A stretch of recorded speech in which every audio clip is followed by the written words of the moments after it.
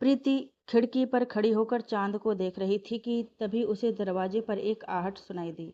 वह डर कर अपने आप में सिमट गई। अमित ने कमरे के अंदर जैसे ही आकर सिटकनी लगाई, प्रीति का चेहरा गुस्से से लाल हो गया।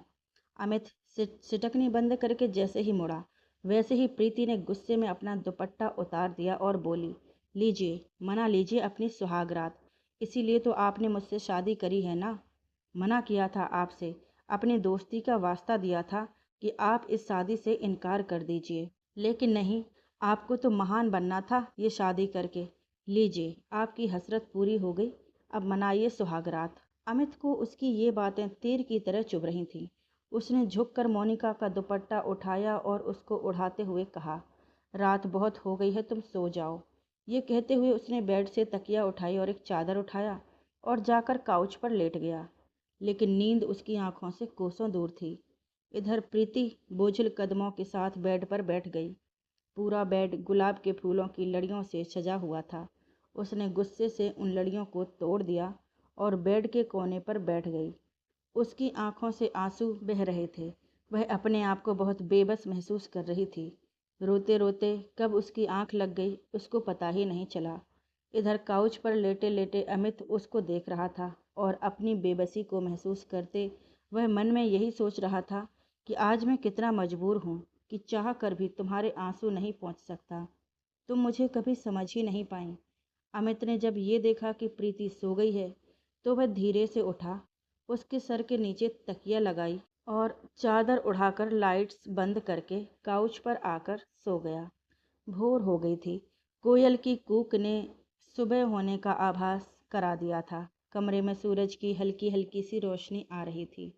अमित और प्रीति दोनों ही सो रहे थे, तभी दरवाज़ा खटकने की आवाज़ हुई, जिसे सुनकर दोनों की ही नींद खुल गई। प्रीति जैसे ही दरवाज़ा खोलने के लिए उठी, अमित तुरंत उठकर अपनी तकिया चादर लेकर बेड के एक कोने में लेटकर सोने का अभिनय करने लगा। प्रीति ने दरवाज़ा खोला तो देखा सामने उसकी सासू माँ खड़ी थी। प्रीति ने धीरे से उनके पैर छुए। प्रीति की सासू माँ मालती ने कहा, बेटा माफ़ कीजिएगा, वो मिष्टी जग गई है और जिद कर रही है कि उसे माँ के हाथ से ही दूध पीना है, इसलिए आपको जगाना पड़ा। प्रीति ने कहा, माँ आप मुझसे माफ़ी क्यों मांग रही हैं? मिष्टी कहाँ है? मालती प्रीति की सूजी आंखें और आंसुओं के निशान देखकर समझ गई थी कि वह पूरी रात रोई है। मालती ने प्रीति के हाथ को पकड़कर पूछा, बेटा आप खुश तो हैं ना? प्रीति ने सर झुकाकर हाँ का जवाब दिया। मालती ने कहा, आप हमेशा खुश रहिएगा। मैंने सुमित से वादा किया है कि मैं आपकी आंखों में एक भी आंसू नहीं आने दूंगी। अब आप 2 मिनट रुकिए, मैं मिष्टी को लेकर यहीं आ रही हूँ। घर में आपके बुआ दादी सब बैठी हैं, उनको अच्छा नहीं लगेगा कि आप बिना नहाए बाहर आ जाएं। प्रीति वहीं दरवाजे पर खड़ी होकर इंतजार कर रही थी। मालती जी 2 साल की मिष्टी को लेकर आईं और प्रीति की गोद में देते हुए प्रीति से बोली, अपनी मम्मा के साथ थोड़ी देर खेलो मेरी राजकुमारी, मेरी रानी बिटिया। उसके बाद प्रीति को बोतल पकड़ाते हुए बोली, आप इसको दूध पिला दीजिए, फिर हम ले जाएंगे, तब तक आप नहा लीजिएगा। प्रीति ने सर हिलाकर हाँ में जवाब दिया और मिष्टी को लेकर अंदर आ गई। मिष्टी ने जैसे ही बेड पर अमित को देखा तो वह प्रीति की गोद से उतरकर उसके पास चली गई और अपनी तोतली जुबान में कहने लगी, चाचा चाचा उठो, हमें भगवान जी के पास जाना है जहाँ पापा गए हैं। मिष्टी की बात सुनकर प्रीति की आंखों में आंसू आ गए तो अमित ने उसको गले लगाते हुए कहा, पहले आप अपने चाचा को गुड मॉर्निंग बोलिए और फिर यह दूध पीजिए, फिर हम दोनों घूमने चलेंगे। मिष्टी ने अमित को गुड मॉर्निंग बोला, फिर वह उसकी गोद में लेटकर दूध पीने लगी तो प्रीति उठकर वॉशरूम में जाकर नहाने चली गई। अमित मिष्टी के बालों को सहलाता हुआ सोच रहा था कि ज़िंदगी में कभी क्या से क्या हो जाता है। पता नहीं इन 6 सालों में मेरे साथ क्या से क्या हो गया। मुझे पता ही नहीं चला, जिसको पाने की उम्मीद ना थी वह इस तरह से मेरा हुआ कि मेरा होकर भी वह मेरा ना हो पाया। जिसे सबसे ज़्यादा प्यार करता था वह भाई मुझे यूं छोड़कर चला गया। जो कभी सोचा नहीं था वह हुआ। अगर यही होना था, इस तरह से होना था, तो मैं भोले बाबा से मांगा ज़रूर था, पर वह तुम्हें इस तरह से देंगे कभी सोचा नहीं था। उन्होंने तुमको मेरी झोली में डालने के लिए मेरे भाई को छीन लिया। यही सोचकर उसकी आंखों में नमी आ गई। मैं तो बहुत दूर चला गया था तुम्हारी दुनिया से। फिर क्यों ऐसा हुआ? मैंने तो भोलेनाथ की मर्जी मानकर अपने मन को समझा लिया था, तो फिर क्यों मेरे साथ ऐसा हुआ? तभी मिष्टी ने अमित के गालों को छूते हुए कहा, चाचा, आप रो क्यों रहे हैं? अमित मिष्टी के हाथों को अपने हाथ से पकड़ते हुए कहा, नहीं बेटा, मैं रो नहीं रहा। मैं तो बस अपनी प्यारी मिष्टी को देख रहा हूँ। तब तक प्रीति नहाकर निकल आई थी। उसने पीले रंग की चुनरी प्रिंट की साड़ी पहनी थी। उसके गीले बालों से पानी टपक रहा था। उसने जैसे ही ड्रेसिंग टेबल के सामने बैठकर सिंदूरदानी उठाकर अपनी मांग भरनी चाही, उसकी आंखों से आंसू निकल आए। अमित से प्रीति का उदास चेहरा नहीं देखा गया, तो वह मिष्टी को लेकर बाहर चला गया। प्रीति ने अपनी मांग भरते हुए सिंदूरदानी को रख दिया और सुमित की फोटो के आगे जाकर रोने लगी। क्यों छोड़कर चले गए आप? मुझे क्यों नहीं मैं अपने आपके नाम का सिंदूर भर सकती? क्यों मुझे किसी और के नाम का सिंदूर भरना पड़ रहा है? अमित जब कमरे के बाहर आया तो सब लोग हॉल में बैठे थे। वह मिष्टी को खिलाते खिलाते बाहर आ गया। मिष्टी अमित से बोल रही थी, चाचा, हम लोग घूमने कब चलेंगे? तभी अमित की बुआ ने कहा, अरे ओ मेरी राजकुमारी, अब यह तुम्हारे चाचा नहीं, तुम्हारे पापा हैं। मिष्टी रोते हुए बोली, नहीं, ये मेरे चाचा हैं। मेरे पापा भगवान के पास गए हैं। मेरी मम्मा ने मुझे बताया था। आप झूठ बोल रही हैं। मिष्टी के इस तरह कहने पर कि ये मेरे चाचा हैं, मेरे पापा भगवान के पास गए हैं, सभी की आंखों में नमी आ गई। मिष्टी की यह बात सुनकर अमित ने अपने पापा विजय से कहा, पापा, जब हम बड़े इस नए रिश्ते को समझ नहीं पा रहे, तो वह तो एक छोटी बच्ची है। ये कहकर वह मिष्टी को लेकर बाहर चला गया। अमित के जाने के बाद विजय ने अपनी माँ से कहा, माँ, मिष्टी एक छोटी बच्ची है, उसे इस तरह मत कहो। वह धीरे धीरे समझ जाएगी। थोड़ी देर बाद मालती रसोई में नाश्ता बना रही थी कि प्रीति रसोई में उनकी मदद करने के लिए आ गई और चुपचाप उनकी मदद करने लगी। प्रीति की खामोशी मालती जी को बेचैन कर रही थी। उनको वह 3 साल पहले वाली प्रीति याद आ गई, जो बहुत ही हंसमुख और चंचल स्वभाव की थी, पर एक हादसे ने इसे क्या से क्या बना दिया। हंसना तो जैसे ये भूल ही गई है। अपनी सासू माँ की आवाज़ पर मालती का ध्यान भंग हुआ। अरे मालती, नाश्ता क्या दोपहर के खाने के समय दोगी? आई माँ, कहकर मालती बाहर नाश्ता लगाने लगी। प्रीति भी चाय लेकर उनके साथ बाहर आ गई। तभी अमित मिष्टी के साथ बाहर से जलेबी लेकर आ गया। मिष्टी अमित की गोद से उतरकर प्रीति की गोद में चली गई और बोली, माँ, चाचा ने मेरे लिए जलेबी ली है, तो तुम भी खाओ। चाचा कह रहे थे कि तुम्हारी मम्मा को भी जलेबी बहुत पसंद है। तो प्रीति ने अमित की ओर गुस्से से देखते हुए कहा, मिष्टी, जलेबी खाना आपकी मम्मा ने छोड़ दिया है। उसकी यह बात सुनकर अमित ने कहा, माँ, मैं नहाने जा रहा हूँ। ये कहकर वह अपने कमरे में चला गया। अमित कमरे में जाकर सुमित की फ़ोटो के आगे खड़े होकर नम आँखों से बोला, क्यों भाई, आप क्यों चले गए? उसकी नफ़रत नहीं बर्दाश्त हो रही मुझसे। यह कहते हुए वह पल याद आ गया। फ्लैशबैक। अमित जैसे ही डाइनिंग टेबल पर बैठा, माँ, नाश्ता लगाइए, देर हो रही है। तभी सुमित भी आ गया और अमित, कैसा है? Good morning. गुड मॉर्निंग भैया। देखिए, नाश्ता अभी तक नहीं आया। पता नहीं दोनों क्या कर रही हैं रसोई में। विजय भी आकर बैठ गए दोनों के साथ। बड़ी अच्छी खुशबू आ रही है।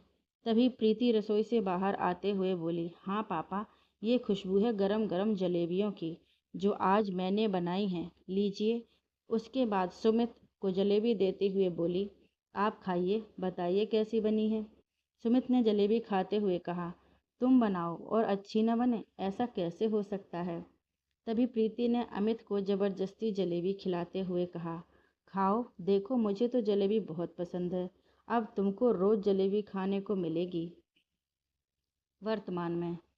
तभी माँ की आवाज़ से अमित वर्तमान में वापस आ गया। अमित नाश्ता करवाकर प्रीति इंतजार कर रही है। अमित जी माँ कहकर तुरंत नहाने चला गया। थोड़ी देर बाद जब वह नहा के आया तो बाल बनाते समय मन में सोच रहा था कि प्रीति आज हमसे इतनी नफरत करती है कि उसने अपनी पसंद भी बदल दी है। डाइनिंग टेबल पर प्रीति और मालती दोनों ही अमित का इंतजार कर रहे थे। प्रीति दादी माँ के कहने से अमित का इंतजार कर रही थी, क्योंकि उनका हुक्म था कि पति से पहले पत्नी खाना नाश्ता नहीं करेगी।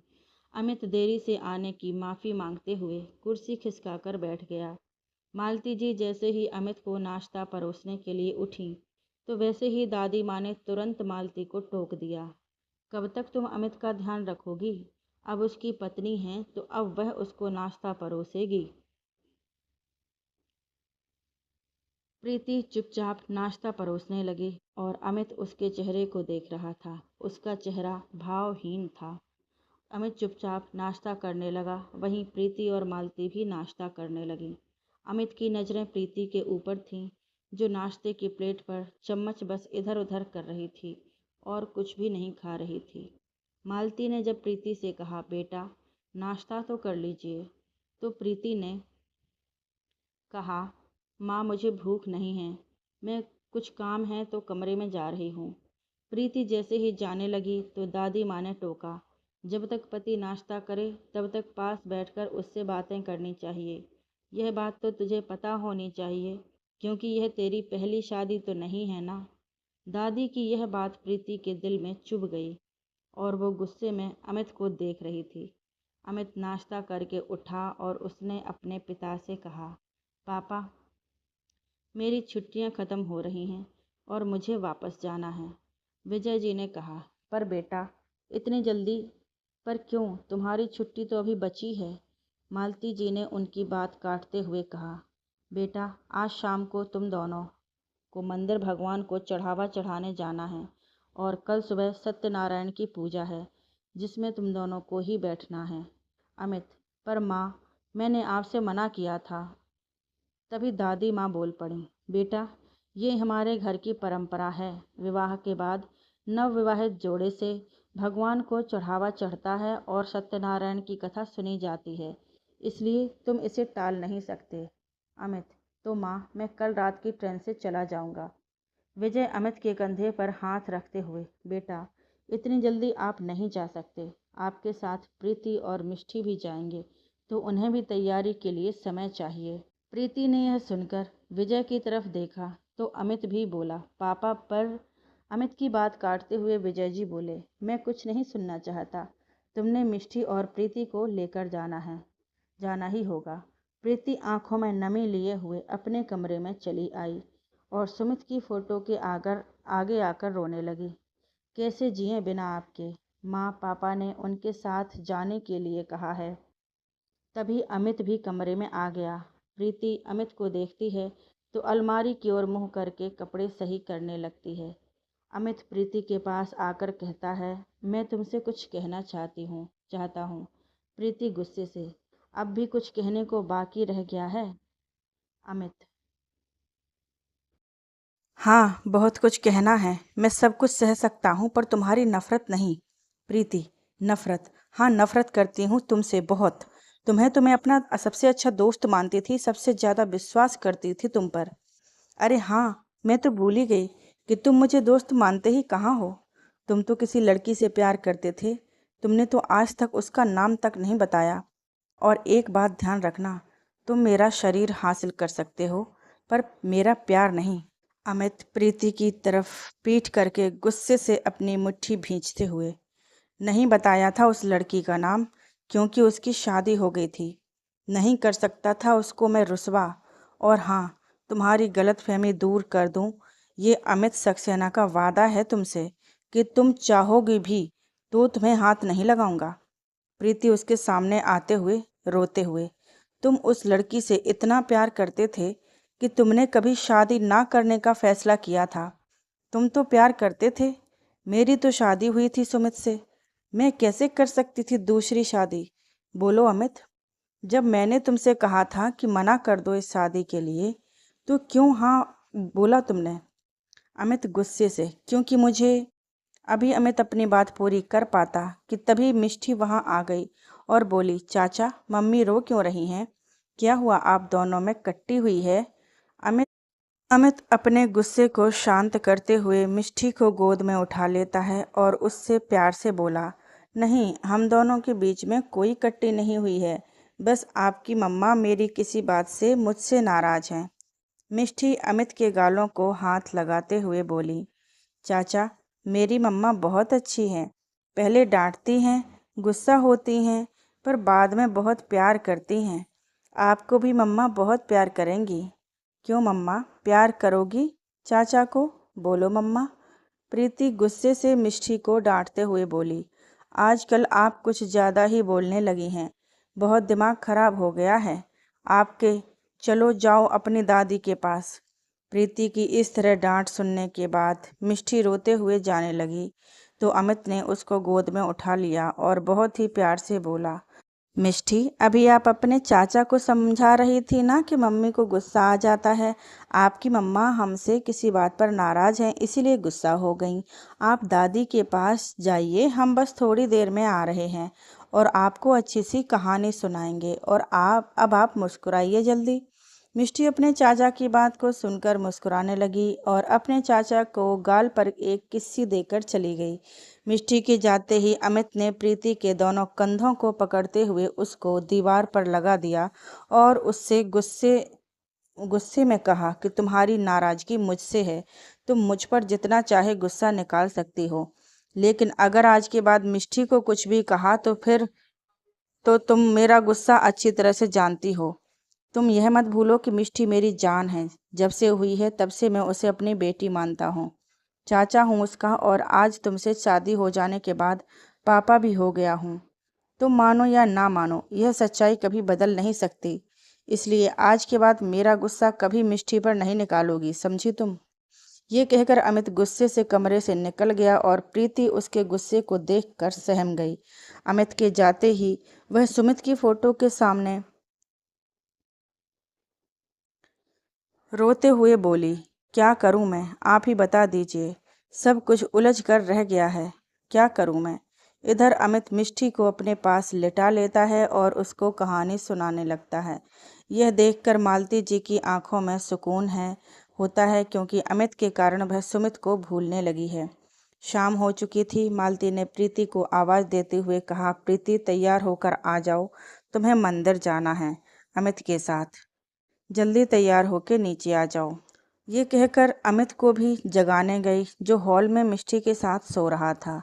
मिष्टी को अमित के पास सुकून से सोते देखकर मालती जी को बहुत खुशी हुई।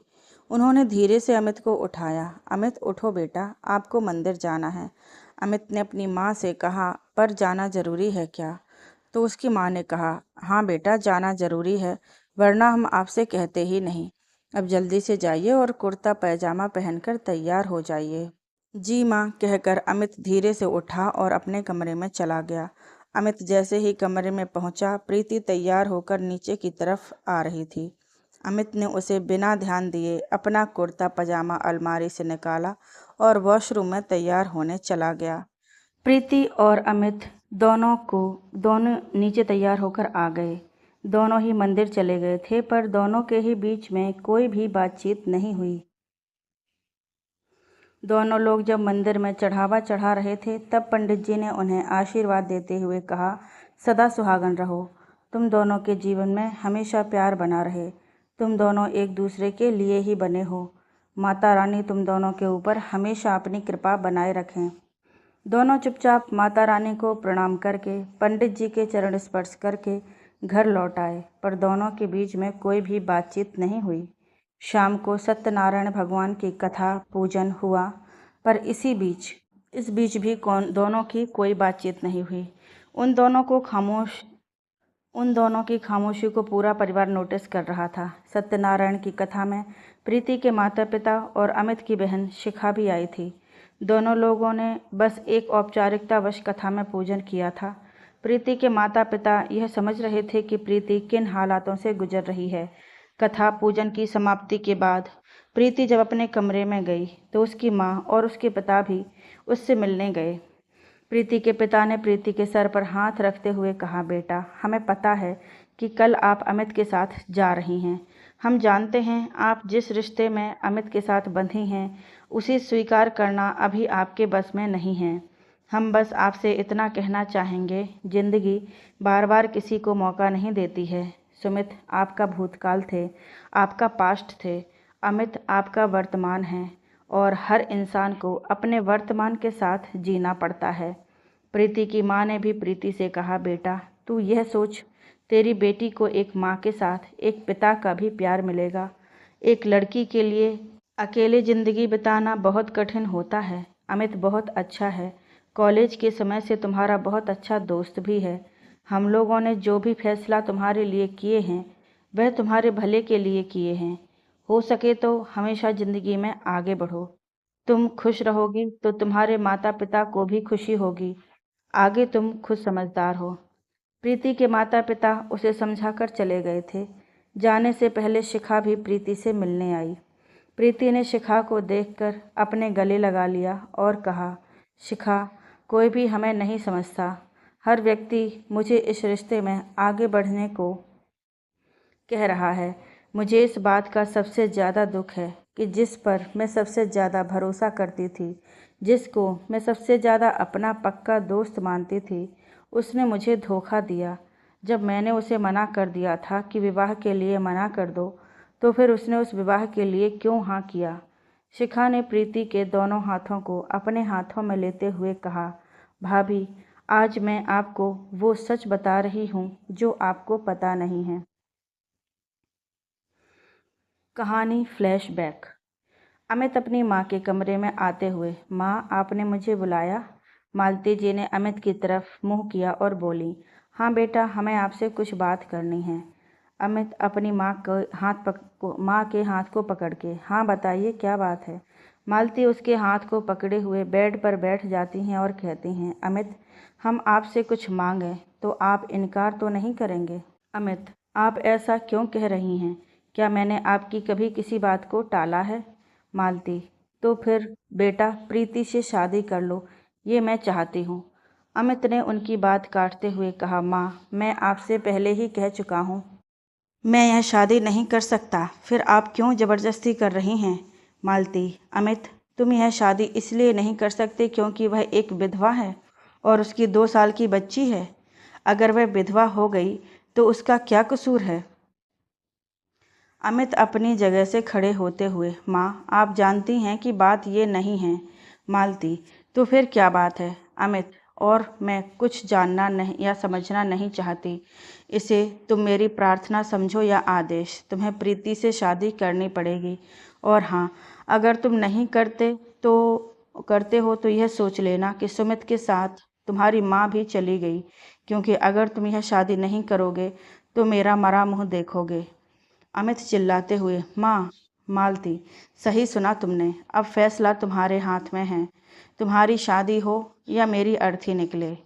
अमित ये सुनते ही गुस्सा आ गया। शिखा के कमरे में चला गया और शिखा के पास बैठकर रोने लगा। शिखा, तुम तो सब जानती हो कि मैं यह शादी क्यों नहीं करना चाहता। प्रीति ने मुझसे वादा लिया है कि मैं इस शादी से इनकार कर दूं। माँ की इस जिद ने मुझे इतना मजबूर कर दिया है कि मैं अपने भाई को तो खो चुका हूँ, अब अपनी माँ को नहीं खोना चाहता।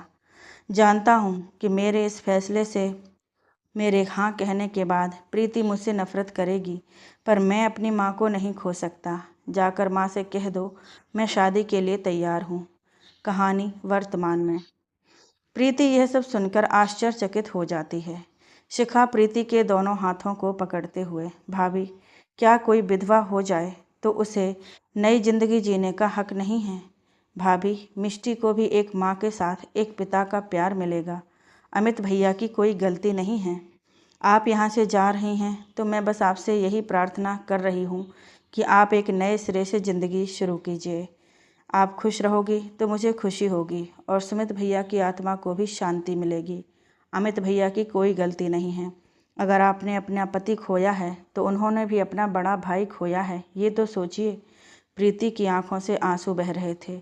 उसने अपने आंसू पोंछते हुए कहा, शिखा, मैं जानती हूँ जो तुम कह रही हो वह सच है, पर अमित किसी लड़की से प्यार करता था और उसी के कारण उसने शादी ना करने का फैसला किया था। फिर मैं किसी और की जगह कैसे ले सकती हूँ? शिखा मन में, भाभी आप ही तो वो लड़की हैं जिसे भैया प्यार करते हैं, पर भैया की कसम के कारण मैं आपको बता नहीं सकती कि वह कितने दर्द से गुजर रहे हैं। शिखा ने कहा, भाभी वैसे भी उस लड़की की शादी हो गई है तो भैया को आज नहीं तो कल किसी न किसी से तो शादी करनी ही पड़ती। अब मैं कुछ नहीं जानती। जब आप दिवाली पर वापस आएंगी तो मुझे आप दोनों के बीच में सब कुछ ठीक चाहिए। ये कहकर शिखा वहाँ से चली जाती है। रात का वक्त। विजय, अमित जल्दी करो बेटा, आपकी ट्रेन है। प्रीति और मिष्टी कहाँ हैं? बेटा आइए, समय हो रहा है। तभी अमित 2 सूटकेस पकड़े हुए बाहर आता है।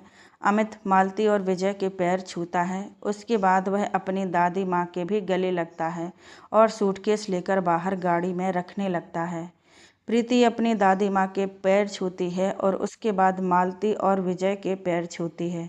मालती प्रीति को गले लगाते हुए, बेटा अपनी नई जिंदगी पुराना सब कुछ भूल कर प्रारंभ करो। अमित और मिष्टी दोनों ही तुम्हारी जिम्मेदारी हैं। मिष्टी अपनी दादी और बाबा के गालों में प्यार करके कहती है, दादी बाबा आप दोनों अपना ख्याल रखिएगा और हमसे रोज़ फ़ोन पर बात कीजिएगा और हमसे मिलने भी आइएगा। दोनों उसकी बात सुनकर भावुक हो जाते हैं।